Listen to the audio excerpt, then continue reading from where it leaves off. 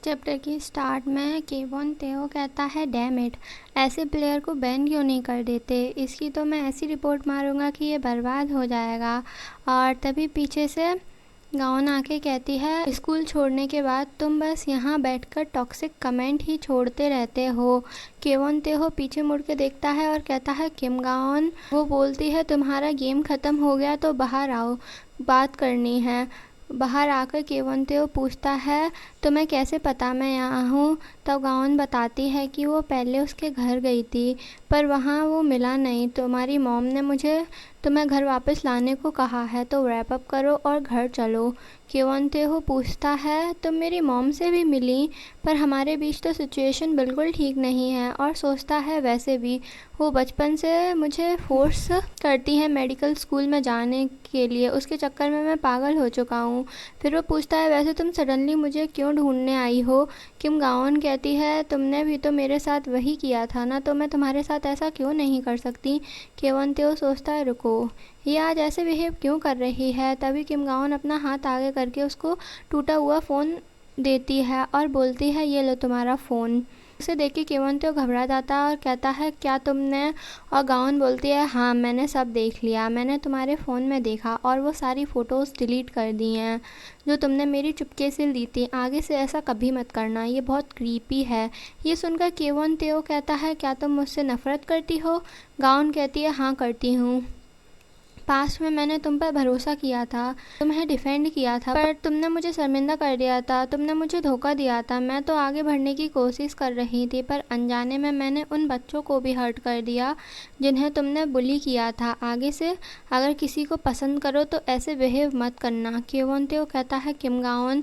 तभी गाउन एक पल के लिए रुकती है और कहती है दिन भर बस गेम मत खेला करो, अपने खाली टाइम में जीईडी के लिए भी पढ़ लो। जीईडी एक एग्ज़ाम है, अगर तुम्हारी स्ट्रिक्ट मॉम ने तुम्हें ड्रॉप आउट होने दिया है तो इसका मतलब है कि वो कम से कम कोशिश तो कर रही हैं। और ये बोलकर वो वहाँ से अकेली चली जाती है। रास्ते में चलते हुए गाउन का फ़ोन रिंग होता है, वो फ़ोन उठाती है और कहती है हेलो। वहाँ से यून बोलता है सब ठीक से हो गया ना, उसने कोई अजीब बात तो नहीं की और तुम किसी भीड़ वाली जगह पर थी ना। गाउन कहती है हाँ, मैंने तुमसे कहा था ना, मैंने उसे अपने ऊपर हावी नहीं होने दिया, मैं बस थोड़ी मैच्योर और स्ट्रांग हो गई हूँ है ना। यून कहता है हाँ बिल्कुल, मैं तो बस बेकार में ही टेंशन ले रहा था, तुम सबसे ज़्यादा स्ट्रांग हो। लेकिन तभी गाउन कहती है आई एम सॉरी। यून कहता है किस लिए। फिर कहता है मुझे नहीं पता तुम किस बारे में बात कर रही हो, पर तुमने मेरे साथ कुछ भी गलत नहीं किया है और अगर किया भी होता तो भी मैं हमेशा तुम्हारी साइड पर खड़ा रहूँगा। और गाउन सामने देखती है गियोन को, वो कहता है जैसे तुम हमेशा मेरे साथ खड़ी थी और वैसे भी तुम हमेशा सही ही होती हो, तो थोड़ा कॉन्फिडेंस लाओ। गाउन आके अपना सर गियोन से टिकाकर खड़ी होती है और कहती है तुम्हें ऐसा लगता है तो ठीक है। और सोचती है सच कहूँ तो जब मैं तुम्हारे साथ होती हूँ तो मुझे लगता है कि मैं कुछ भी नहीं हूँ। मैं थैंकफुल हूँ, पर कभी कभी ये मुझे बहुत बुरा लगता है क्योंकि तुम इतने ब्राइट शाइन करते हो कि हर कोई तुम्हें देख सकता है। मैं तुम्हारी दोस्त बनने के काबिल ही नहीं हूँ। गाउन अपने घर में पैकिंग कंप्लीट कर रही होती है और कहती है बस यहाँ का तो सब पैक हो गया। पता नहीं ग्रैंड माँ सही से पहुँची होंगी या नहीं, वैसे आंट उनके साथ हैं तो टेंशन की कोई बात नहीं है। मुझे कभी एहसास ही नहीं हुआ कि ये घर इतना बड़ा था। क्लासरूम में टीचर अनाउंस करती हैं ब्रेक से पहले आज आखिरी दिन है तो मैं ज़्यादा टाइम नहीं लूँगा, ब्रेक में रेस्ट करो और सीनियर बनने के लिए तैयार हो जाओ। दोयंग सोचती है पता ही नहीं चला ये साल इतनी जल्दी कैसे निकल गया। गियोन और गाउन से मिलने के बाद लगता है मैं भी थोड़ी बदल गई हूँ, दोनों कितने मैच्योर हैं, मैं भी उनकी तरह बनना चाहती थी। सही कहते हैं आपके आसपास के लोग बहुत मैटर करते हैं, पर अब गाउन यहाँ नहीं होगी। क्या उसने लोगों से भी इस बात को सीक्रेट रखने को बोला है, हो सकता है तभी टीचर शांत है इस बारे में। गाउन भी बहुत एग्जॉस्ट हो गई होगी। गियोन से कहती है गियोन क्या तुम गाउन को कन्फेस नहीं करने वाले, तुम उसे कितने लंबे टाइम से जानते हो। गियोन कहता है रहने दो, हम बिना कन्फेस किए ही बहुत क्लोज हैं। तभी कहती है तो क्या तुम्हें बस इस बात का डर है कि तुम दोनों एक दूसरे से दूर हो जाओगे। गियोन कहता है मैं खुद संभाल लूँगा। दोयंग कहती है पर अगर ये मौका फिर कभी नहीं आया तो तुम्हें बाद में पछतावा होगा।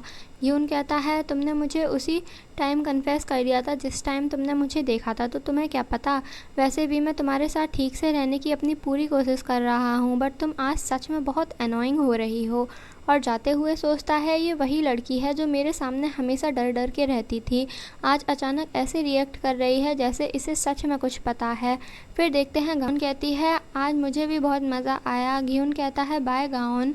गाउन कहती है हाँ बाय घियोन। घियोन जाते हुए सोचता है हम बहुत क्लोज़ हैं, इतने क्लोज़ कि हमें एक दूसरे को समझने के लिए शब्दों की ज़रूरत नहीं पड़ती, क्योंकि उसे बिलीव करके हर्ट होता है। और वो लड़की, उसके फेस पे ऐसा लुक हमेशा होता है जब उसे कुछ पता होता है। गाउन की आंट कहती है क्या तुमने अपने सभी फ्रेंड से बाय बोल दिया? गाउन कहती है हाँ। उसकी आंट कहती है ठीक है फिर चलो चलते हैं, ग्रैंडमा वेट कर रही होंगी। गाउन कहती है ओके आंटी, तो अब से मेरा ध्यान रखिएगा।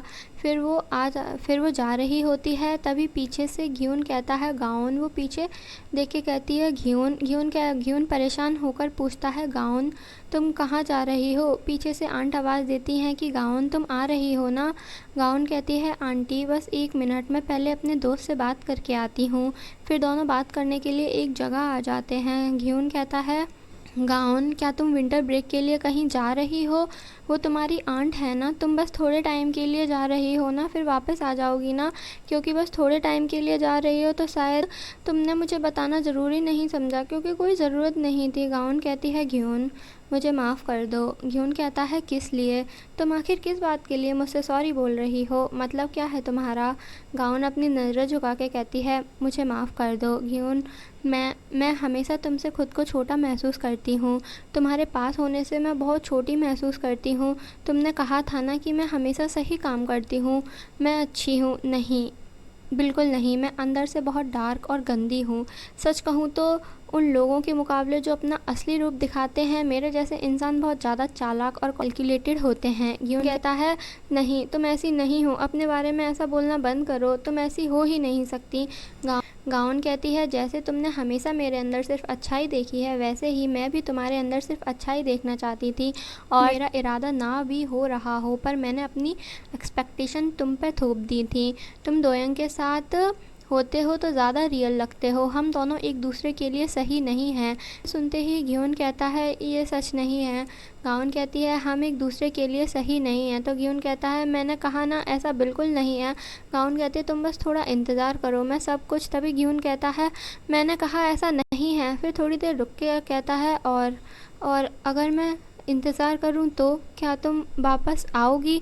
बट गाउन कुछ नहीं कहती। घियोन सोचता है तुम्हें डर है ना कि हम एक दूसरे से दूर हो जाएंगे, और उसे दोयंग की बात याद आती है कि अगर तुमने बात वहीं ख़त्म होने दी और दोबारा कभी मौका नहीं मिला तो तुम्हें ज़िंदगी भर पछतावा होगा। इसे याद करके वो आखिर कह ही देता है गाउन मैं तुम्हें पसंद करता हूँ। और ये पार्ट यहीं पर ख़त्म होता है। मिलते हैं नेक्स्ट चैप्टर में, और इसका नेक्स्ट चैप्टर अगले वीक आएगा, तो तब तक के लिए bye bye. Thanks for watching.